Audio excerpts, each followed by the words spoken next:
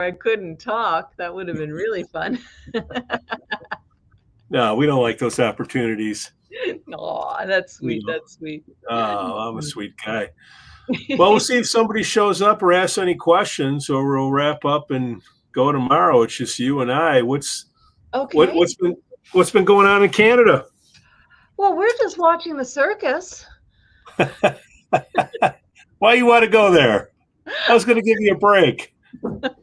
I don't know. It's just, it's really, if it were a reality show, then it would be really amusing. And, it actually is a reality show. Like, it's a real reality show.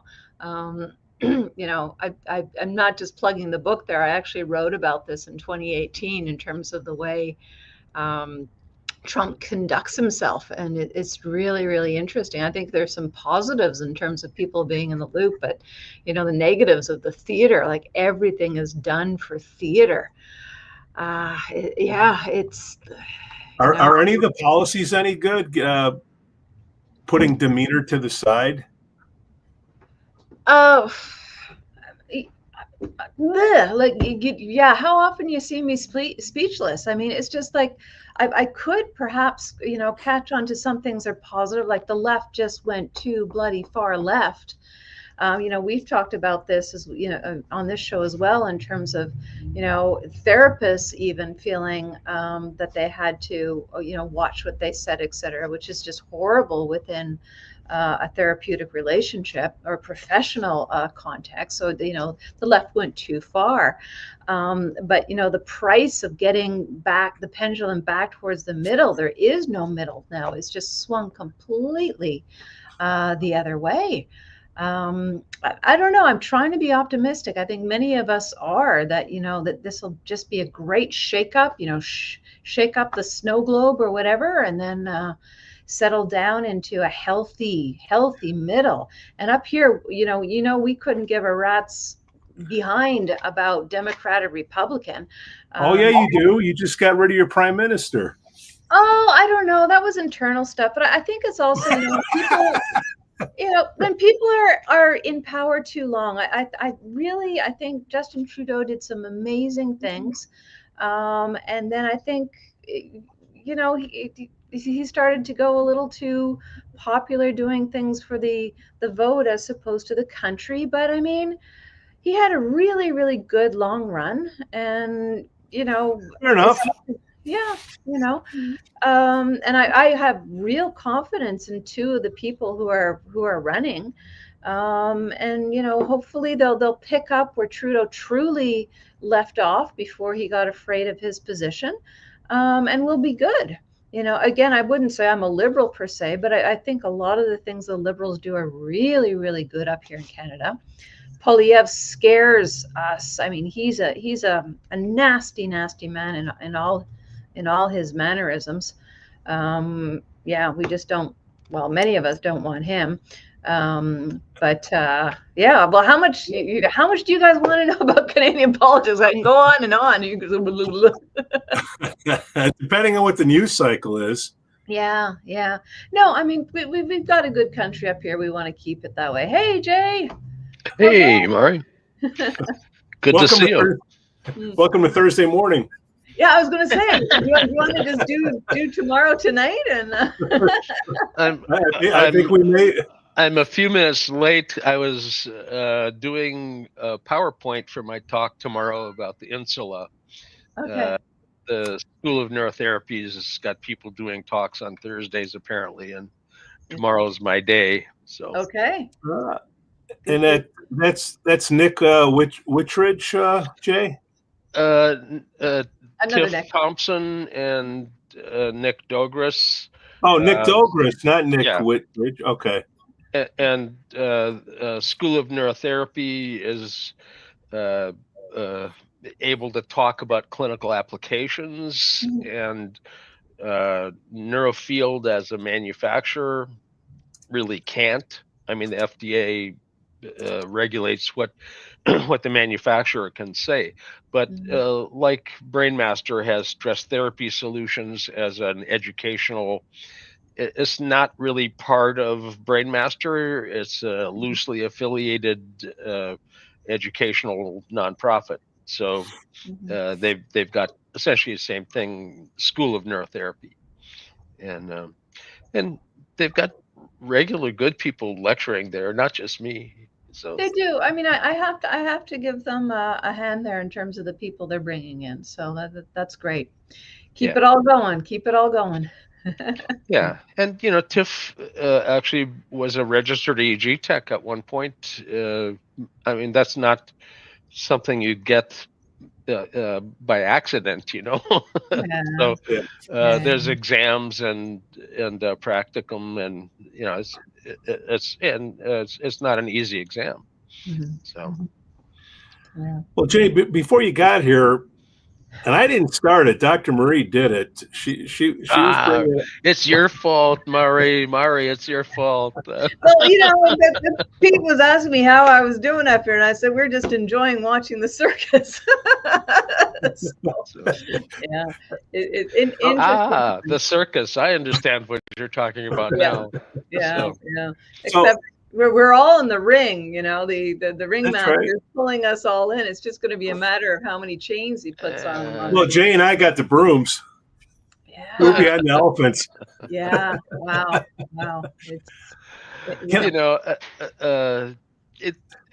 It's going to be what it's going to be, but it's probably not going to affect me all that much directly. So that's right. I'll keep doing what I'm doing. And well, could, in terms of one of my concerns about the tech bros, and then the big announcement yesterday in terms of, I think there's some real positives about healthcare and AI. I'm sorry, but tech bros come and go. One's already gone. That's true. There's nothing saying the other one will stick around. I mean, it's a no pay position, and that if they get whatever they get out of it, they might stick around, but they're going to get a lot of stuff they don't necessarily want out of it as well. Get their money and go. Tip your toe into politics and see what it's like sometime. So, here's what I can say. You can buy the politics. That's the question. But thank goodness. I'm concerned about the in terms of the type of money that's going in, and AI, whether we talk about human in the loop or what I call assisted intelligence instead of artificial intelligence. I think there's a lot of good, but boy, oh boy, we need some caution in here. I call it plagiarized intelligence. Love it. Oh, come on, Jerry. Yes.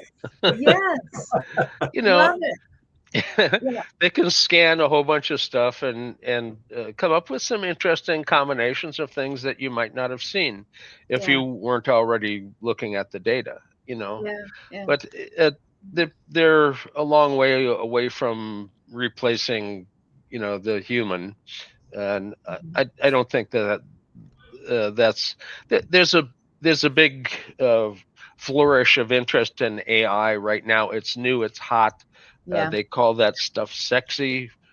I don't know why they call it that even, But the lingerie doesn't fit. That's the problem. Yeah.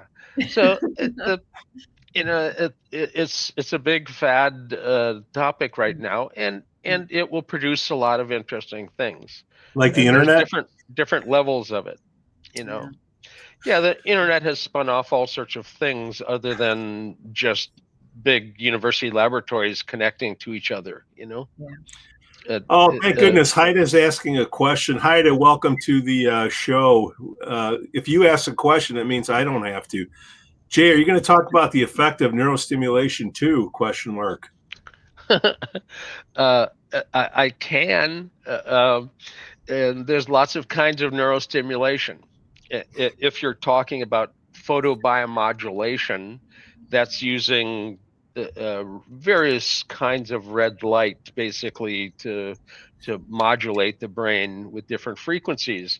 But you can also neuromodulate with coils that put out very weak frequency pulses, microcurrent pulses, crudely equivalent to the strength of a cell phone, but not some random frequency is specifically timed, and pulsed coils can end up entraining brain function, so they can have an effect on the brain, although they don't create an action potential. So it's not like neurostimulation with TMS, which is a big coil, but those devices are 100,000 at the bottom end and 250 and up for a high-end device. But they create action potentials. You can make the brain do something with those. The other stimulation technologies, photobiomodulation, coil, DC stim can have an effect on the brain that potentiates activity or inactivity of the brain, and that's another neurostimulation technology. So there's a whole bunch of different kinds. It's like saying, are you going to talk about medication? You know, whoa, you know, what kind? You know, so photobiomodulation is popular right now in research in dementia, with its application for those that are having mild cognitive impairment, wanting to desperately hang on like the little kitten hanging on to the wire, you know, hold on to that last little bit of cognitive capacity, and they don't want to decline into dementia. And you know, there's such a thing as presenile dementia, which is an old name for Alzheimer's. I'm too old to have something that's presenile. So, are you post-senile? I'm, you know, that was presenile was people having dementia, Yeah. occasionally in their 30s, 40s, but mostly in their early 50s, and that's early. Yeah. And to lose your cognitive skill set in your 50s is, you know, that's devastating. You're in the height of your earning power. If you've moved up in an organization, you should be at your prime in your 50s. So, you know, not in your 75s. You know. Actually, and it's funny. It was actually a client that asked me this that got my big I haven't had the time to look into it, but in terms of the caps that people are using for baldness, the infrared caps, I don't even know what type of light, what frequency, etc. And what could that be doing? Could it be interfering with the EEG? Could it be doing stuff? Do you have an immediate answer to that, Jay? I mean, it's something I want to look into, but I haven't if yet. you're doing exposure to red light that's not pulsed, it does not have the same kind of an effect. But some of them are pulsing, I think. Yeah, it may have it may have an effect on the brain. The only way to test that is actually do a pre-post and evaluate it. You know, but the photobiomodulation for dementia, that they actually have some fairly good studies. Unlike a lot of manufacturers that just they come up with something and put it in the market, the iSync Brain group that does the iSync which is the lighter helmet, and the iSync Wave, which is the older, heavier one. But they actually did research in institutions in Korea and have now are underway at Harvard and Montreal Neurological. They're working in academic centers here in the U.S. and also in Oxford. So they're busy with validation studies there, and they've published some already showing some maintenance of your level of function with the photobiomodulation. But let's all not forget, folks, that we can do our own pre-posts. And I think that's one of the big reasons that everybody should have equipment wherein you can do your pre-post. And we do that here because there's certain things we're wanting to target. We're also introducing the photobiomodulation, and we do little pre-posts. We have the capacity, and also to make sure that you're not doing something like you're only doing what you want to do as well.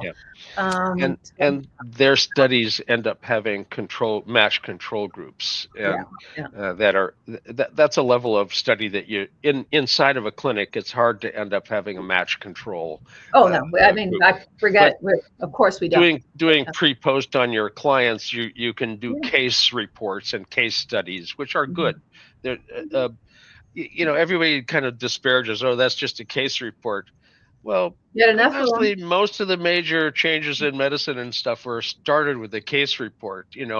By the way, that infection went away with that funny mold thing from the bread. But little case reports end up making major impacts. So let's not denigrate case studies. They need to be well done. And when you have a case study, you may end up with a case series.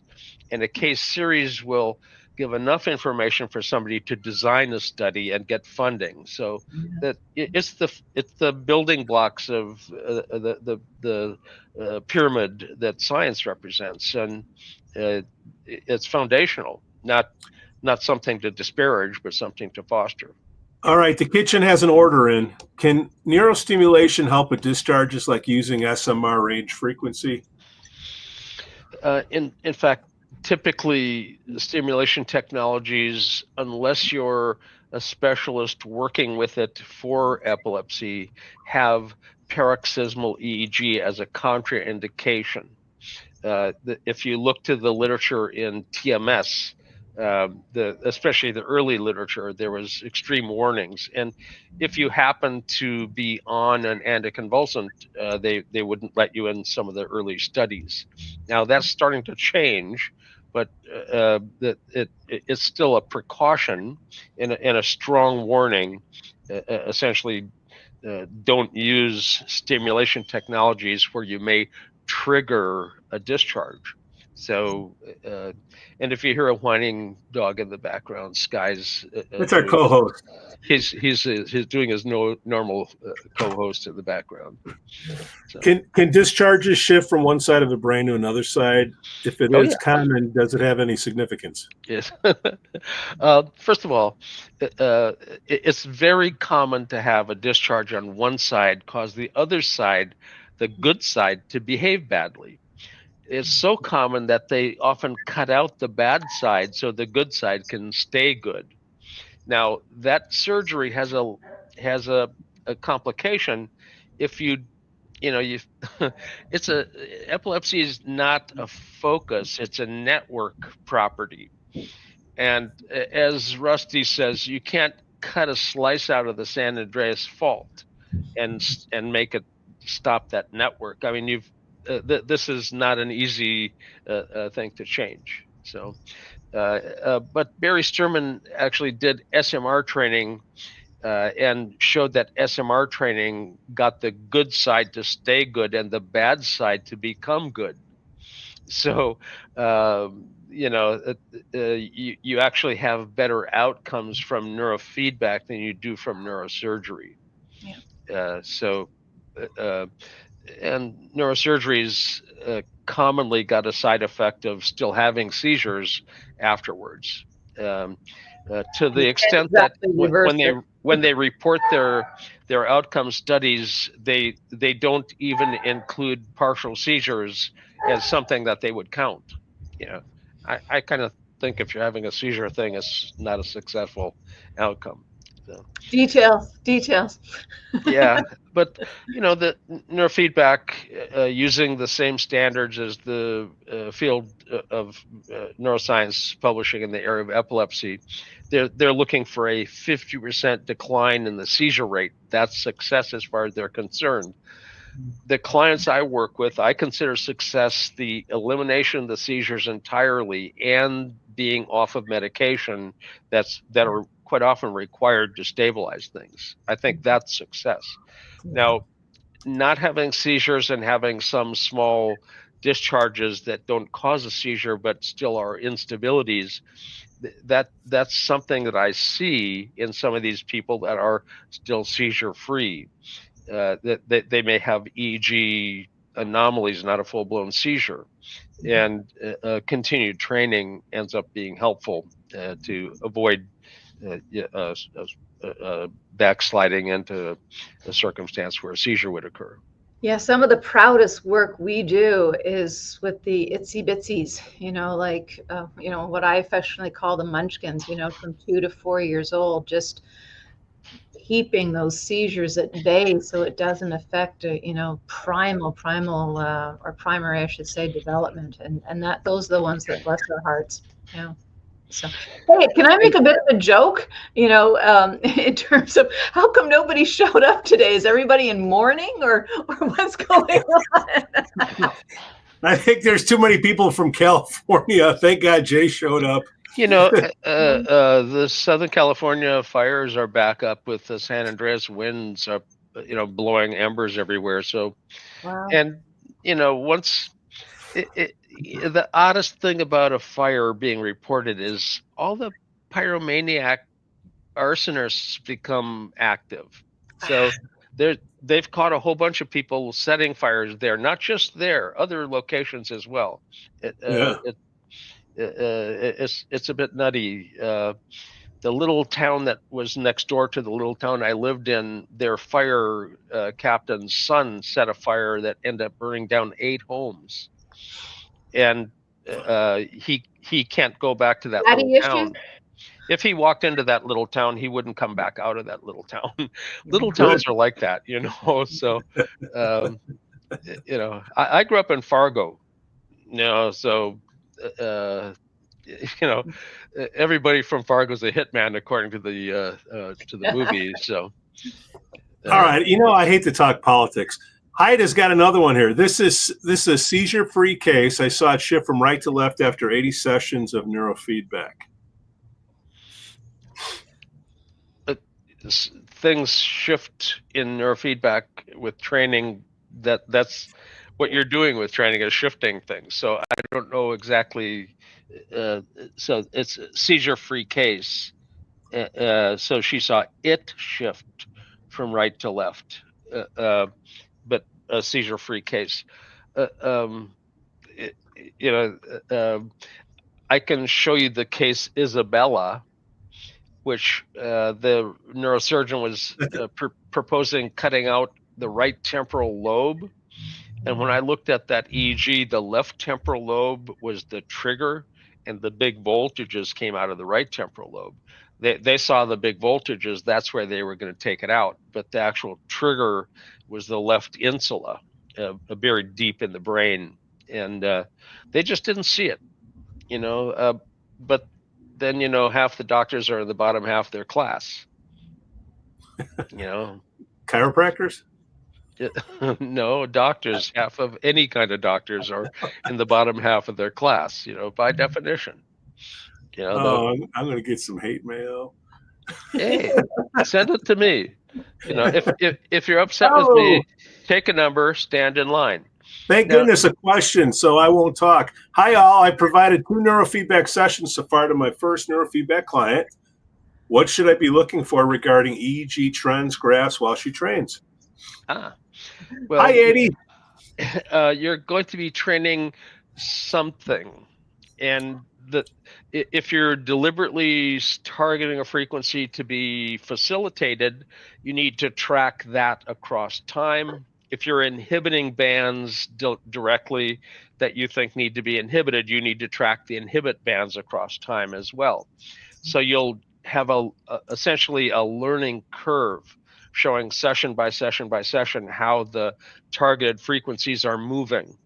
Now, it's sometimes the case that the feedback that's being given is generated by software. And at that point, you're going to have to look to the manufacturer. The software is going to be guiding people in Z-score space towards the decreased Mahalanobis distance to be accurate, how deviant you are from the ideal centroid within the pattern. But that's set up with the normative databases, and I don't work with database norms. They're interesting, but quite honestly, they're an artificial construct. You combine a bunch of different phenotypes, and together they create the normative distribution.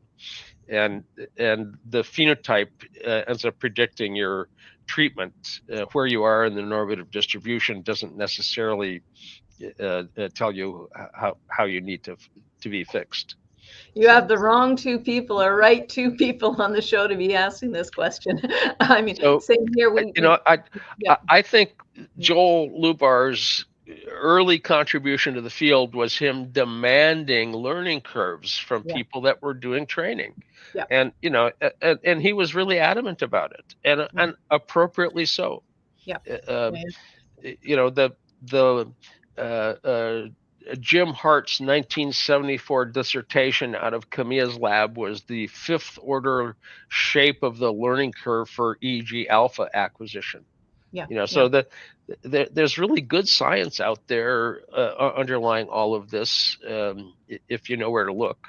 Yeah. I mean, I to this day, I would say well over 80% of what we do, it's amplitude and ratio training. I mean, we're targeting very, very, very specific things, and we have hawk eyes on it. Okay. Yeah. And that form of training is the form of training that has been shown in the meta-analysis to have efficacy. The Z-score approaches have papers that they've published, but the meta-analysis chastised them for publishing their work in journals that you can't use as a reference in a respectable journal because they're predatory journals. Beale's list of predatory journals, look it up. If the journal is listed there, don't waste your time publishing there. You publish it in something that's actually going to be read somewhere. It's important not to waste your time with a perfectly good publication in putting it into a journal that's not a good journal. Yeah, I mean, please, big shout out to everybody, professionals and non-professionals. I that happens to me all the time, but I saw this article, but what was it? And if somebody says NASA does this, but do you do what NASA says they do? It just, we're in a really interesting era that just because something is published does not mean it does what it says it does. Yeah. We have to hammer that home. Oh, we have another question. Yeah, welcome, Sonia. I think that we have good evidentiary work in the area of ADD, ADHD. However, it's a DSM category and it's not one thing. So don't expect one treatment to be effective for all people with ADD, ADHD. You can have a frontal theta. You can have a frontal alpha. You can have a frontal beta. All of this are different. You can have theta and beta. I mean, it's a complex world out there for ADD, ADHD, but there's good work being published. Sandra Liu, who was with Barclay in the old days of Ritalin, being kind of the one and only pharma before all the other drugs have come out and become studied and popularized. So she's done meta-analysis using neurofeedback and compares neurofeedback's efficacy to that of medication. Medication isn't 100% accurate in fixing ADD either, and not without side effects, and not proven with long-term outcomes. In fact, the long-term outcomes with meds doesn't look good at all. So for ADD and ADHD, I think we can actually claim good efficacy and have proof of it. I hand out neurofeedback brief has been put together by Brain Futures, and it's well done. It goes through and answers all the questions. Is it a temporary fix? Is it long lasting? What's the evidence behind it, basically? And that I think for that we've got that nicely in order. For autism spectrum, the evidence is emergent evidence. We don't have the level of scientific support that we do for ADD, ADHD. But for the clinical experience with autism spectrum, if you go to the autism spectrum specialist, how do you know it's a real specialist? Well, sometimes they actually end up being a center of excellence, declared that by the state. And in Washington State, Greg Charbonneau is a center of excellence for autism. There, the parents sued for parity, and then the insurance companies came back and said, well, if we have to spend up to $500,000 a year on the kid, you have to get them diagnosed at a center of excellence. You can't just have any regular family doctor declare them to be autistic. You have to have it. So if you go to a center of excellence that has 10 years of experience with EEG, QEEG, and neurofeedback, I think you'll find that they wouldn't want to give it up. It's good and solid for them. I've got a couple of publications in the area of autism. One was in this Autism Science Digest, which is a kind of like a parent organization, and it's not like a journal where they have peer review. It's invited papers. So they might correct your grammar or something, but they invite the science in. It's not a peer-reviewed deal, but it's by parent invite into their publication, and it's got a reasonable level of scrutiny about who's publishing in it. But that's fairly dated at this point. But it's written for the parent, so it goes right from the very basics of what the hell is an EEG anyway, and the band ranges and the kinds of patterns you might see in the autism spectrum. Yeah. Because if you think ADD was a little complex, autism spectrum is wildly more complex. 70% of the autism spectrum have epileptiform content in the EEG, for God's sakes. That throws quite a curve at pretty much anything. So you really got to look at that as a group. But we've got good outcome evidence in that area, and I think that the literature will follow. I encourage people to publish. Before we go on to the next question, though, I just want to hound home a few of the things that Jay's been talking about in terms of, ADHD, ASD, and learning disabilities. I mean, talk about umbrella. So, I mean, the key thing in terms of the people the clinicians that are having success, don't go with the bloody label. We look at whether you want to call them symptoms or concerns, we look at the expressed issue, and then we look at what's going on in the brain, and that matchup tells us what to do. So, of course, the quote-unquote protocols are going to vary based on what the matchup is or isn't. One of the big things that I kind of hang my hat on is, this learning disabilities. I can't tell you how many children, there's no learning disability. It's a missed learning phase. You go in there, stimulate the area of the brain that's a little slow or a little fast, and teach something, whatever they missed, learning disability is gone. Okay, so which tells you it wasn't a learning disability. So, I mean, we have to be really, really careful about these labels, and specifically with ADHD and learning disabilities, we can manufacture a disability. We can exacerbate a disability. Now, autism, of course, is in its class of its own, but the one thing we have to really emphasize there, it's a spectrum, it's a spectrum, it's a spectrum, it's a spectrum, okay?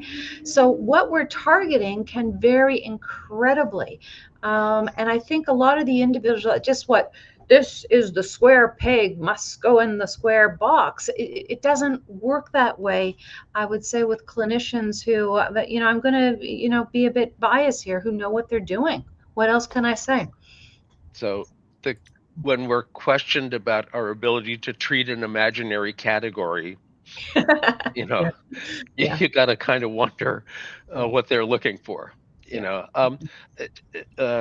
If neurofeedback didn't have huge power, I would have been doing something else for the last 52 years. Yeah. And we've been in practice 30 years.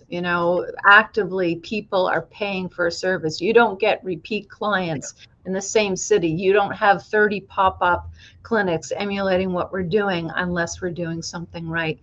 I'm not just chest pounding. It's just when we see the brain, we get an accuracy. See, targeted treatment. Ha ha ha. Yeah. Speaking of targeted, I do suggest that people in the field do publications. We did an N of 30 outcome study in addiction, and we didn't do a standard protocol because you have addiction, you get this standard protocol. We based the treatment based on their endophenotype. So your endophenotype tells you what kind of treatment you need, not your symptom cluster. So we ended up at the end of 1 year with a standard score improvement of 20 points or more across all the scales on the Woodcock-Johnson 3, including a 21-point IQ GIA, which is their IQ measurement, from normal to superior. And 100% of the people were still clean and sober. And that's not a figure you usually expect to see in addiction. And that's the outcome, though. You just publish the outcome. With sensory processing disorders in children, which sites are the most effective to work on? How does this loop in? What kind of sensory processing disorder? Exactly. You can have an auditory processing disorder that's a different network than a visual processing disorder. If you have somatosensory integration difficulties and have interoceptive difficulties. I mean, there's all sorts of different kinds of sensory problems. One of the early publications on dyslexia found PZ to be a big source of delta. But most of the work I see now looks at the left temporal Wernicke's area in dyslexia. The thing is, PZ is step 1 for sensory integration before Wernicke area gets its input to comprehend anything. So the PZ finding was a valid finding. It just was it looked at a different cluster of people, again, with the diagnostic category of dyslexia. And a huge amount of children with dyslexia, it's not a brain, well, it's all a brain issue, but essentially they're not phonetic readers. And you can shove phonetics down their throat as much as you want. They're going to fail, they're going to fail, they're going to fail. You have to teach them a technique that I call tracking. So this is what I'm talking about, learning phases, etc. So for better, for worse, the answer is it depends. The other thing with sensory processing, sometimes it's what people call anxiety. So it's essentially a child that is over aroused. And, they're literally physically sensitive, because of that. So it really, really depends. Again, where do we go? We got to look at the brain. The titles are just looping us around and around and around. I mean, it gives us a basic idea. It gives us an entry point in terms of how we ask questions of the parents and the child. But then you got to look at the brain and see what's responsible. I have to say that the psychiatrists that have attended my workshops historically, it has totally changed their careers as to what they're doing. And Hassan Asif in New York City, for instance, considers himself a neurotherapist. And he's as busy as you wish to be. He's got an office in Georgia, not the state, but the country, as well as offices in New York. So he's doing very well. EEG is done on everybody who walks in the door. He has a tech who hooks people up. And if you're going to talk to him about your medication, he wants to see your EEG. If you're doing TMS or any therapy of any sort, even talk therapy, you want to look at your EEG.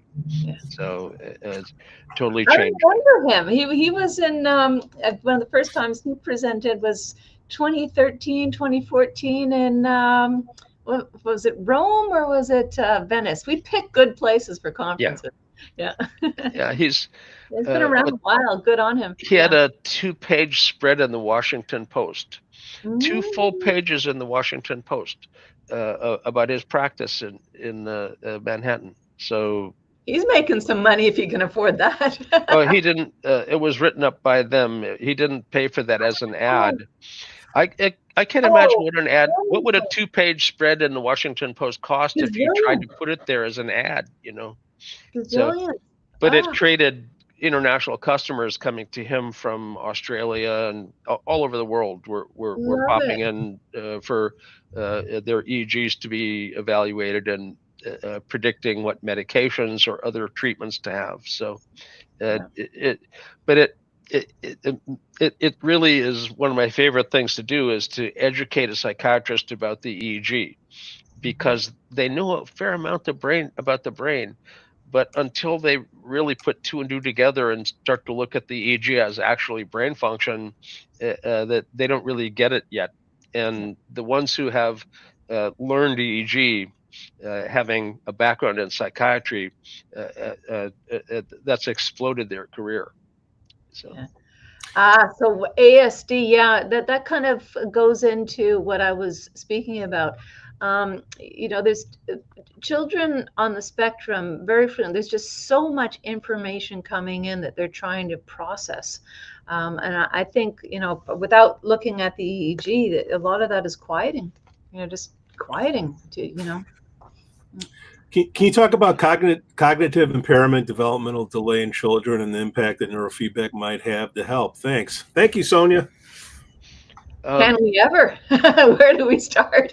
So you can see the difference between developmental delay and developmental deviation by looking at the EEG.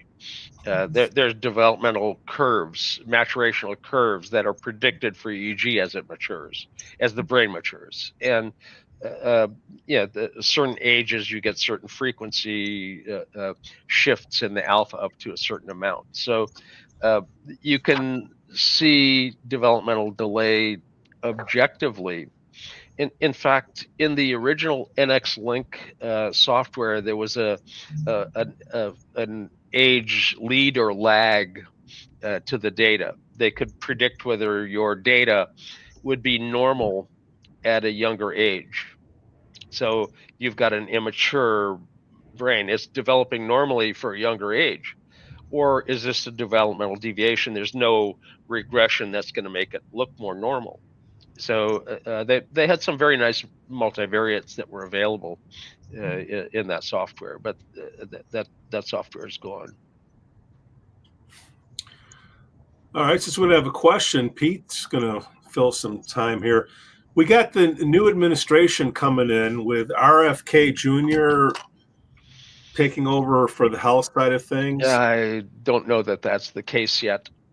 We'll see who makes it in and who doesn't. Of the people that have been promoted for various positions, some will make it and some will not. And I'm not going to worry about somebody's positions on something until they're actually in office, because there's a process. And unless you make it through that hazing,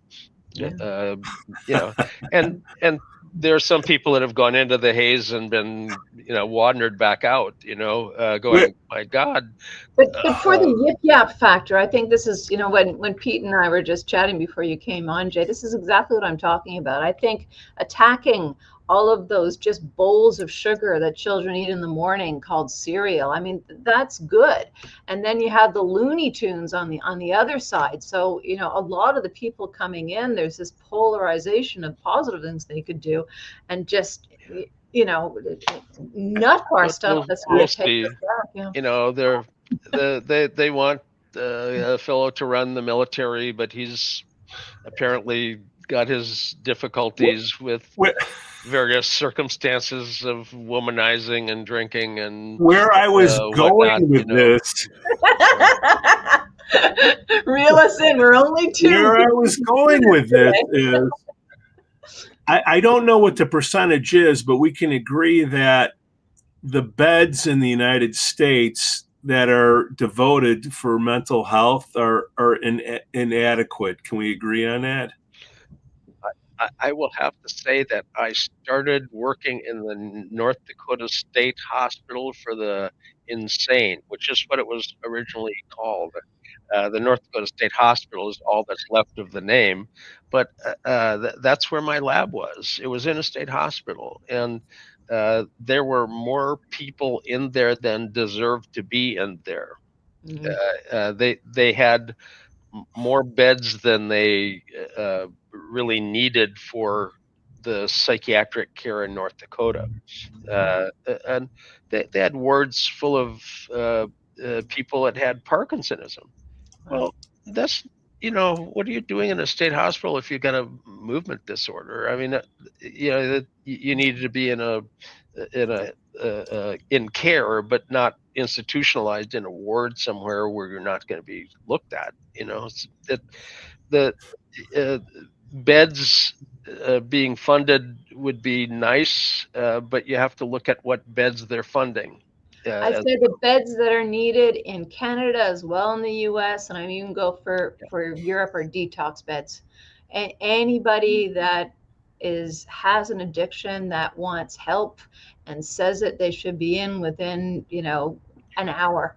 I think that's the one if we're really going to talk about. And you'd be hard pressed to find an inpatient facility to take you in a lot of circumstances here. That's why I'm bringing it up, because I don't know this administration that's coming in. You know, if they're saying, okay, RFK, whoever the health person is, you know, the policy, will they put more money into mental health? I don't know, but it seems to me that in Canada they have more beds devoted as a percentage of the population than the U.S. You have to consider that their insurance doesn't take 20% off the top to pay the administrators.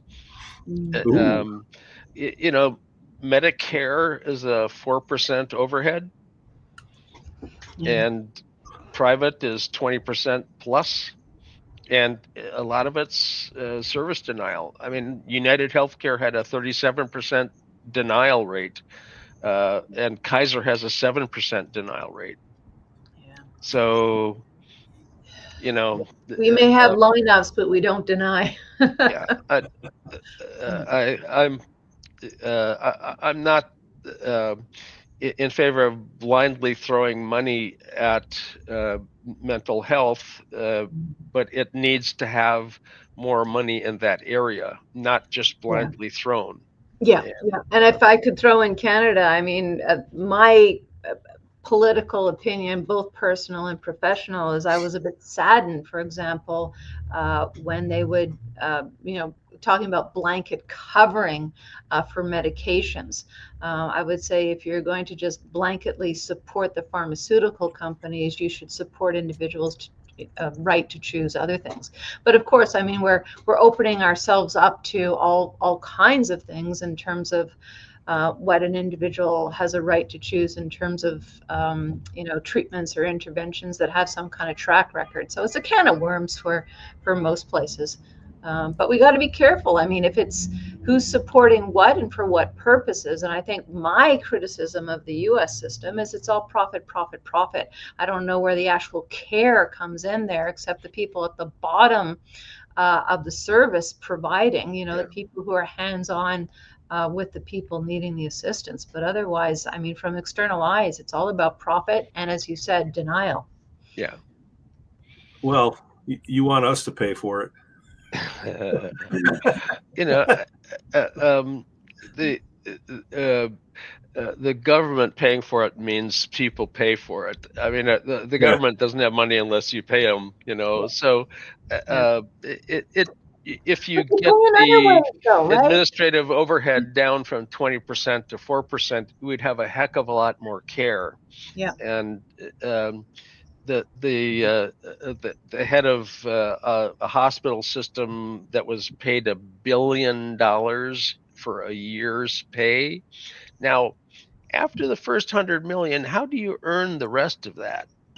You know, I mean, you know, you know, uh, Can you repeat that? Who the heck was paid $1 billion?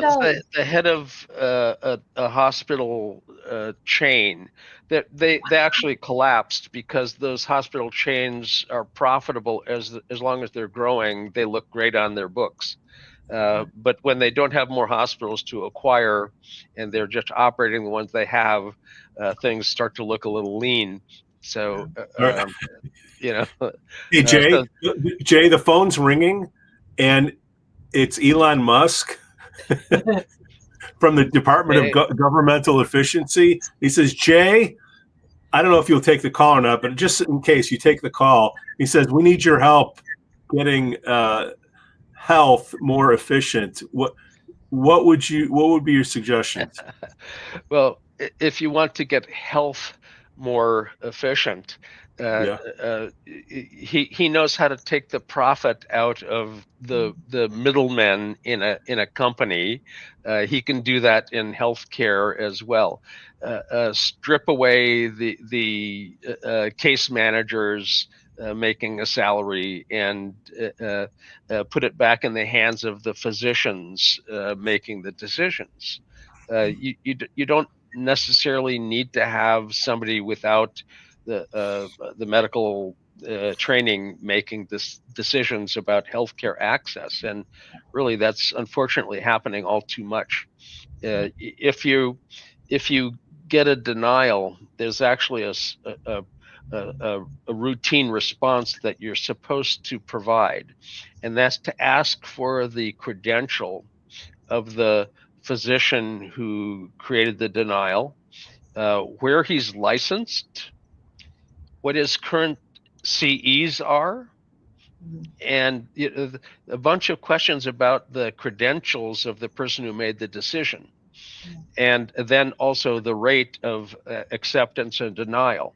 And at that point, the insurance company usually just pays you to get rid of the hassle. We ran into that with healthcare for cancer. You know, the denial of really quite expensive genetically targeted medication. And if it weren't for the postal union, they would have pulled the plug on the care. But we had 4 years of effective care for somebody who had a stage 4 lung cancer. So, and the average life expectancy there is much shorter than 4 years, obviously. Do you think we'll ever get into the point where we're using our genomes to kind of predict healthcare expenses, or privacy will always be an issue? It'll always be an issue for privacy. It's already kind of happening, though. You know, the insurance company would love to deny your pre-existing genetic conditions, and you can have the genetics for breast cancer and never get it. You can have the genetics for Alzheimer's and never get it. The genes don't always express themselves. So phenotypes are expressed genes. If you see a phenotype, you've got something that you can predict treatment based on. But when you bet on the Super Bowl, you're looking at the odds, right, Jay? So it's the odds makers. Right. I make one daily bet, and that's that I make it another day. So. Oh, thank God, Radar's here. Sorry I got here late. Let's say someone needs to improve their reading comprehension because they want to do well on the LSAT for law school. What sort of training would you recommend? Well, I can take that one on. I'd say you have to look at the EEG. So, I mean, for some individuals, there could be excess slow activity, so they're not absorbing well. For other individuals, it could be excess fast activity, and they're actually over anxious.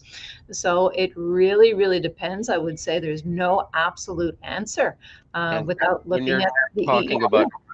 And you're talking about comprehension and memory consolidation, and that requires proper sleep. Sleep. You know, if you've got a particular problem with linear logic processing, Wernicke's area, you can tune that area up and improve your reading comprehension, and both reading and math, language and mathematics comprehension. But so much is far, I hate to say it, below that. It's so much more simple before you get into that level of detail. I don't know whether you'd agree with me there, Jay. But, you know, just in terms of either stimulating or quieting, based on what you see. I think, you know, if I dare say, I think that might be one of the issues as well, that we look for these levels of complexity when many of the issues are I don't want to say simple, but they're much further down on the rung of solution. I think I've joked before about calling myself a KISS therapist. Keep it simple, silly. Look for the simplest solution first, and then if you don't find solutions with those, the things that are staring you in the face, which I would say, you know, 85% of the time is that, then you can look into regions of the brain that are very, very targeted for the absolute specific skill, you know, as per those nice assessments where they say processing disorder. But just because it says a processing disorder does not mean it's region ABC of the brain. It could be that the individual is overstimulated or understimulated when they're. So there's no such thing as digital Ritalin? You know, we talked about consolidation of memory during sleep being required. But you also have semantic and declarative memory performance. If your alpha is slightly slower, if you have alpha 1, 8, 9, 10, your performance will not be superior. If you have 10, 11, 12, you're going to have superior semantic and declarative memory performance. So stuff you learned, the ability to spit out a name of something, semantic or declarative, this is that, those kinds of naming things require you to pull out things you know. And so when you're coming to test taking time, if your alpha is running slow, you're going to have difficulty pulling back out what you actually know you know.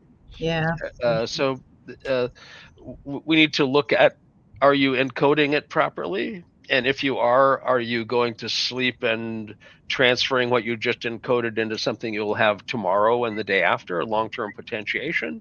And what's your performance level for when you actually get to the point of actually taking the test?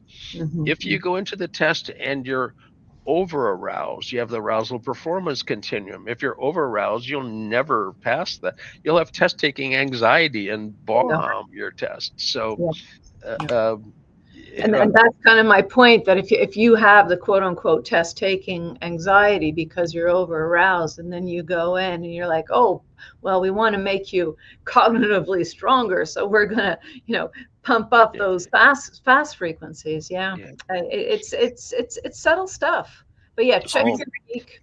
It's best to have evidence-based interventions and personalized interventions, and those two things need to both be held right in front of you to make your choice. If you don't have good evidence of it, you've got to think twice about doing it.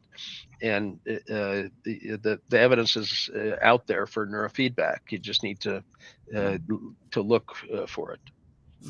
Okay, is there a neuroanatomy course you recommend to satisfy requirements for BCIA certification? Thank you, Eddie asked. BCIA has their own blueprint that they hand out, which is a list of topics and a whole bunch of articles that they have recommended as sources. And their recommendations are obviously well matched for their examinations. So I'd suggest that. I know that Fred Schaefer has a neuroanatomy for dummies thing out there that probably matches up really well with the content in any exam. What is the biochemical drive for the discharges increasing ASD? Are there any food supplements to help stabilization of these discharges? You'd have to show me the discharge before I would know which kind it was. Is it a paroxysmal slow discharge, or is it a beta spindle discharge? Quite a few of the epileptiform discharges end up being triggered by immune issues. So it's not always a simple thing. You can have discharges based on aberrant electrolytic balance. You take it one at a time and evaluate what the one discharge is as to what might influence it. There are nutraceuticals that people recommend, but you should go to somebody who's good at that, a good functional medicine doctor, to make those recommendations. Yeah, That's not please me. be careful about all the supplements. It's a huge business. There's not a lot of proof for a lot of them, and parents spend outrageous amounts of money. Expensive pee. Yeah, exactly. Yeah, and damage your kidneys and the like too with too much. Here's the question of the night. How can I see the documentary about Jay, Signal and the Noise?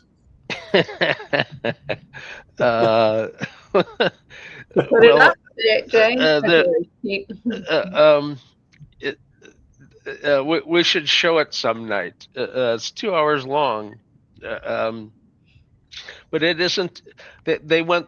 It's not mine. It belonged to the directors who filmed it, and they took it through a few years. And unfortunately, all the pandemic happened in the middle of that. 2022, it got laurels for getting awards at a film festival. So how do you promote something to get it distributed? You get a whole bunch of laurels. So they were in the middle of that process, and it all kind of got derailed. So we don't have a distributor for it, and it's been shown at a few movie theaters by just because I had it shown at the Fargo Theater because I grew up there and my sisters hadn't seen it yet. So I paid for it to be shown at the Fargo Theater. But it's been shown in groups of psychiatry resident students in Ohio. It's been shown. But they don't care. They want to see it now. Tell the directors to get some capitalist tendencies and let's get something out there so we can watch it. If people contact me directly, I can give them a link to it and a password so they can watch it. But it's not casual entertainment. It's a documentary, and it's pretty damn good, Jay. What are you talking about?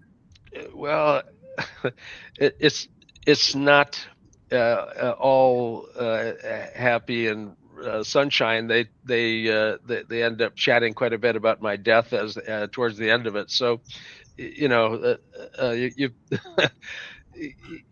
agree. You can't put it on Amazon Prime, Jay. Come on now, let's go. It's not capitalism mine. Is good. It's not mine to do anything with. If people contact me, I can give them a copy of it to show to themselves because I've got permission to do that. But the owners of it, Mary Tracy and Ethan Ireland, decide where it gets distributed. So. If you see it, Ethan, don't mention my name. All right, so Amazon Prime Video. I don't even know. I don't really have a much of an internet social stuff. This is pretty far out on my experience being invited to be on a podcast. So, hey Jay, why don't you suggest we show it at one of the next meetings, and we charge a little fee and give it to your student fund? It was shown at APB one time, and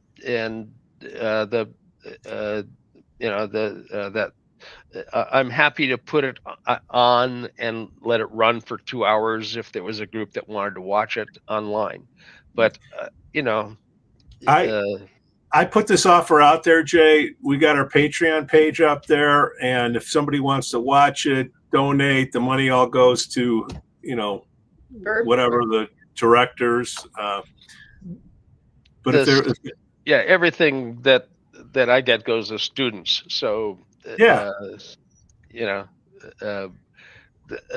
fact, quite often people consult with me and say, "Well, what's your fee?" And I said, "Well, I could tell you my hourly rate, but whatever your hourly rate is, or my hourly rate, whichever one is less, has to go into a student fund."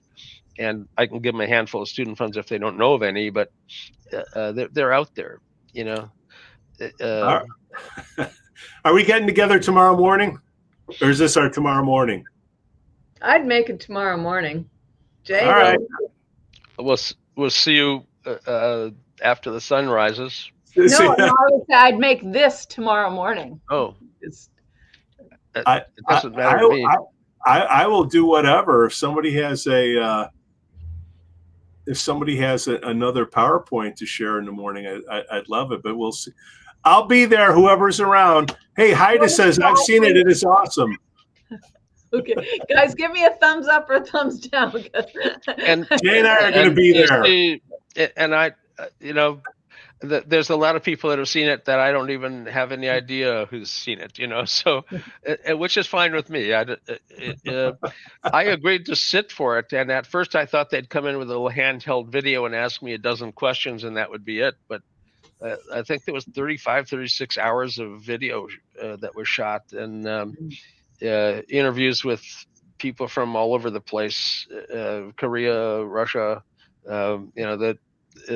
Actually, the Koreans showed it translated into Korean over that at Seoul at the university, and so it's gotten around, but it's not in popular distribution at this point.